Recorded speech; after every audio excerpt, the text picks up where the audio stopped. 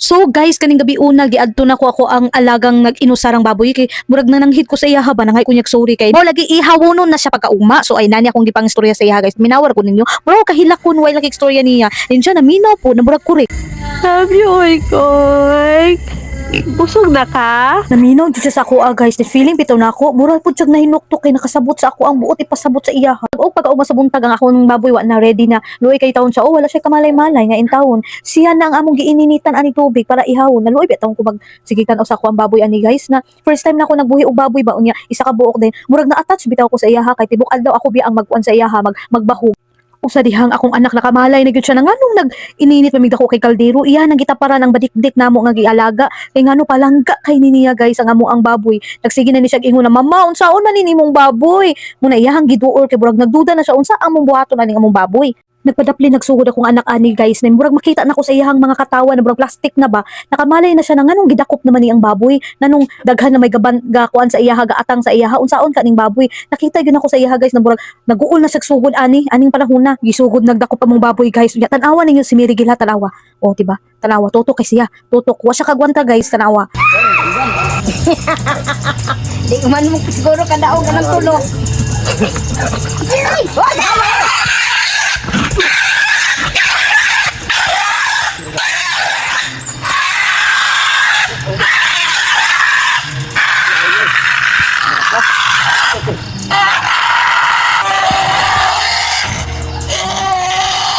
Kato katawa na si Mary Gil ani guys pero kahilako na ni siya tan-awa ang iyahang reaksyon ha.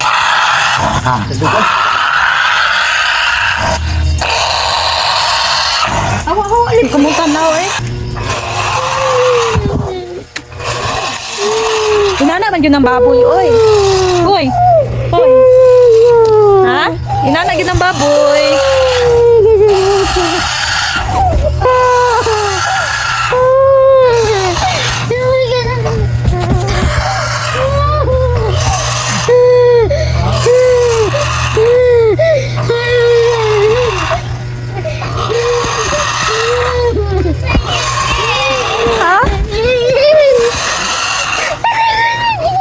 O sa dihang din ni sulod di ay ang manghud kay abi man ako dili maapektuhan ng manghud kay pero ti pa man yung tan-aw aton.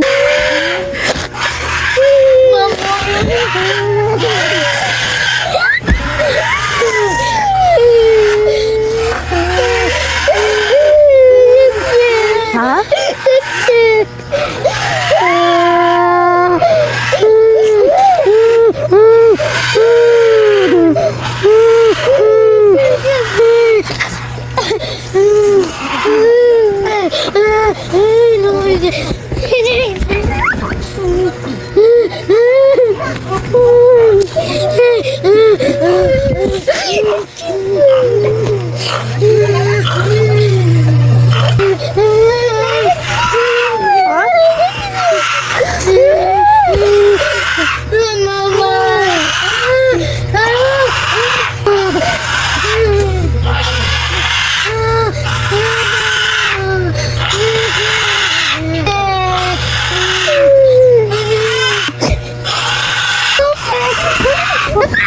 Wala na.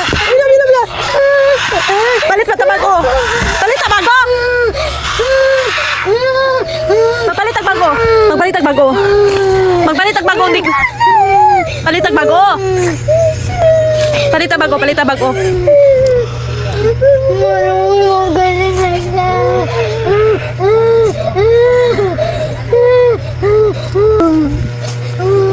Bron.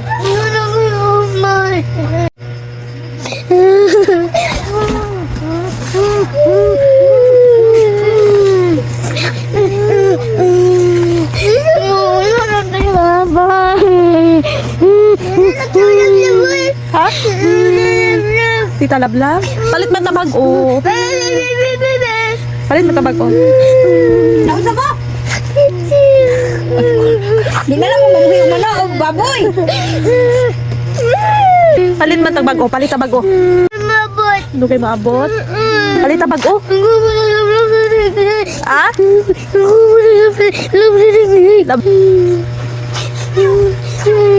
Di ko mukhaan na.